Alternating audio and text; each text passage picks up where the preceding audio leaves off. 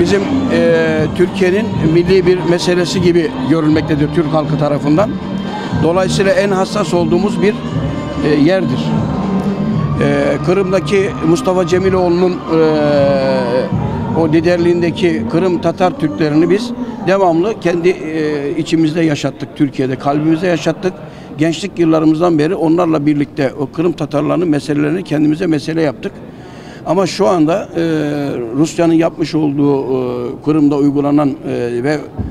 uygulanan bazı olumsuzlukları tabii görmek istemiyoruz. Ama Ukrayna devletine de, hükümetine de bu konuda teşekkür ediyoruz. Kırım Tatarlarıyla olan ilişkileri biz de takip ediyoruz.